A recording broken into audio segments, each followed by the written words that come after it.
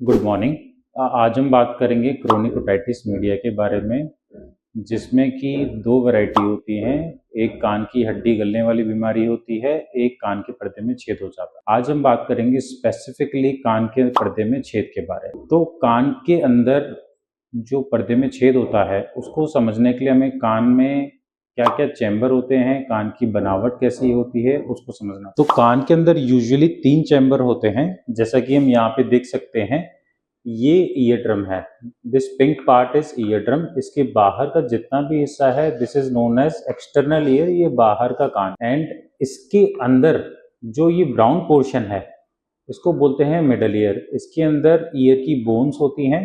And ये एक tube के द्वारा, ये एक ट्यूब है जिसको यूस्टेशियन ट्यूब बोलते हैं, इसके द्वारा यहाँ पे नोज होती है, नोज का पोस्टीरियर पोर्शन उससे कनेक्टेड होता है। तो middle ear is connected with the nose, nasal cavity and the nasopharynx via this Eustachian tube.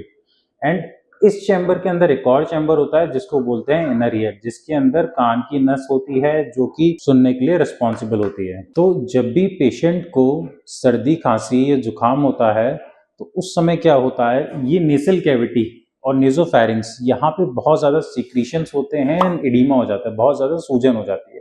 उसकी वजह से ये जो ट्यूब है ये ब्लॉक हो जाती है। यहाँ पे सिक्रीशंस होते हैं, बहुत ज़्यादा सूजन एंड एडिमा की वजह से ये ट्यूब यहाँ से ब्लॉक हो जाती है। नोज का क्या काम था, nose has to ventilate this middle ear cavity, यहाँ पे एयर जा रही थी। अब वो मैकेनिज्म, जो वेंटिलेशन का जो मैकेनिज्म था, वो हैम्पर हो चुका है यहाँ पे एडिमा की वजह से। एंड इसके अंदर भी अगर इन्फेक्शन चला गया तो ये कैविटी भी बहुत ज़्यादा सिक्रीशन करेगी एंड पानी इकट्ठा करेगी, जो कि ड्रेन नहीं हो पाएगा। तो उसकी वजह से इस कैविटी में बहुत ज़्यादा सिक्रीशंस आ जाते हैं एंड बहुत ज़्यादा पॉजिटिव प्रेशर बिल्डअप होता है। उसकी वजह से कान के पर्दे पे बहुत ज़्यादा जोर पड़ता है। And also in some cases कान के पर्दे का इन्फेक्शन भी हो जाता है, जिसको मायरिंजाइटिस बोलते हैं। एंड अगर ये इस स्टेज पे ट्रीट नहीं होता ठीक से, तो eventually it will lead to perforation of this tympanic membrane.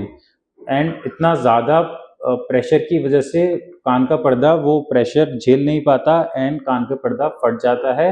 And फिर जो इस कैविटी के सिक्रीशंस हैं, इस कैविटी के जो म्यूकस एंड पस है, वो इस कान के पर्दे के छेद से कान के बाहर गिरने लगता है। इस कंडीशन को बोलते हैं एक्यूट ओटाइटिस मीडिया। एंड अगर ये लॉन्ग टर्म तक रहे, पेशेंट को कई महीनों चलती है, तो इसको बोलते हैं क्रोनिक ओटाइटिस मीडिया। यूजुअली इसको एंटीबायोटिक देके ठीक किया जा सकता है। एंड पेशेंट को इनिशियल स्टेज में हमें इस ट्यूब के वेंटिलेशन को बेटर करना होता है, इस एडिमा को, इस कंजेशन को हटाना पड़ता है, जो कि हम दवाइयाँ देके हटा देते हैं। एंड इन्फेक्शन को कंट्रोल किया जाता है, टॉपिकल दवाइयाँ दी जाती हैं जिससे कि मिडल ईयर में इन्फेक्शन को सस्टेन किया जा सके।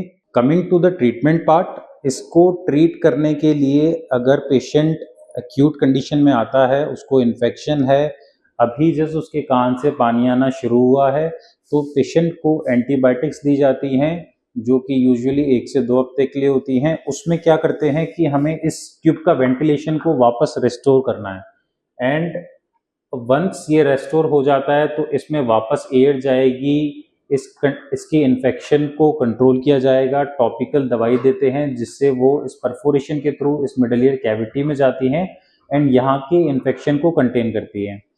एंड वंस पेशेंट इस इन्फेक्शन से रिकवर कर जाता है, उसके बाद में if there is a like persistent perforation which is there, तो उसके लिए हमें फिर सर्जिकल ऑप्शन की तरफ जाना पड़ता है।